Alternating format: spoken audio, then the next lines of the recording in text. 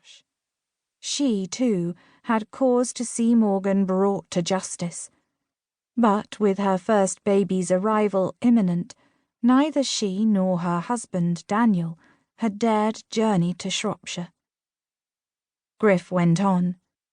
Templemore's father might have tarnished the family name and run the estate into the ground, but Templemore himself has an unassailable reputation as a worthy gentleman, so no one in town would speak of him or Pryce to a stranger. But you're sure that Morgan and Lord Templemore's ward are one and the same?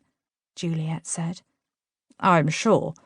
The Bow Street runner's evidence proved it incontrovertibly.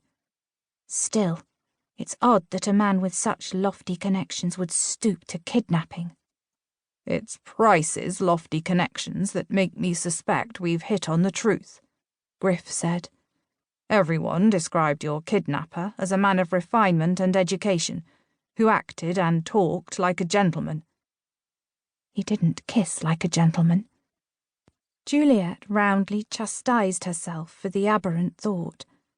Why was Morgan's most annoying characteristic also the one that stuck in her brain? The impudent wretch.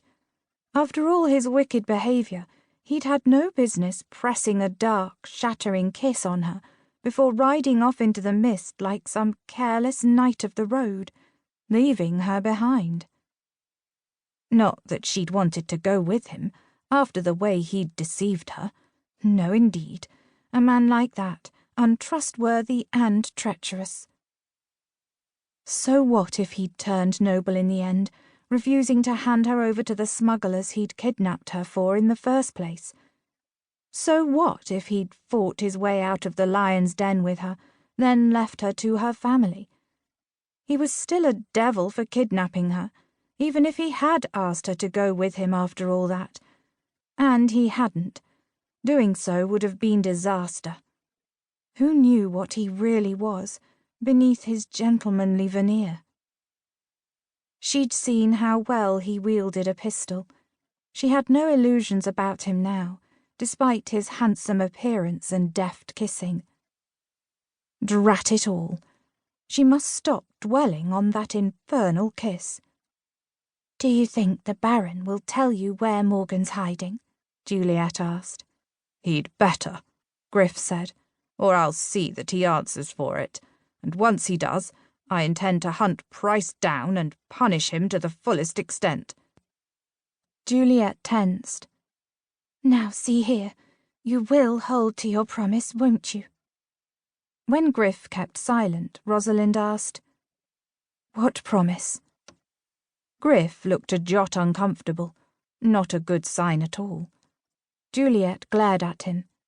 Griff swore not to duel with Morgan or drag him back to London for a trial. "He won't do either of those," Rosalind said easily. "Both would create a scandal that would ruin you, dearest, and Griff would never risk that." "Griff," she prodded. "Damnation, Juliet.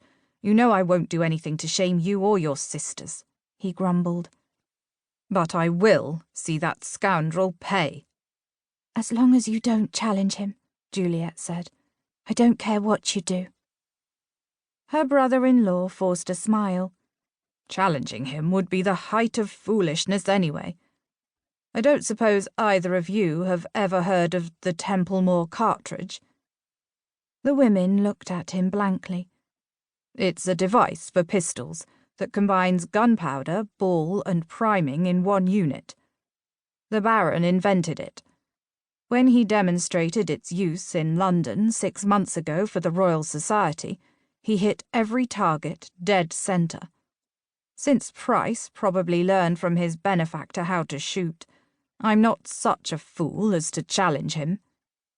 "I'm sure Griff will handle the matter with discretion and gentlemanly calm," Rosalind remarked, patting her husband's hand. Juliet caught Griff narrowing his eyes and groaned. She wanted justice, but she'd already put her family through hell once. And though they'd covered up her mortifying elopement/kidnapping without a word of scandal 2 years ago, as long as Morgan remained...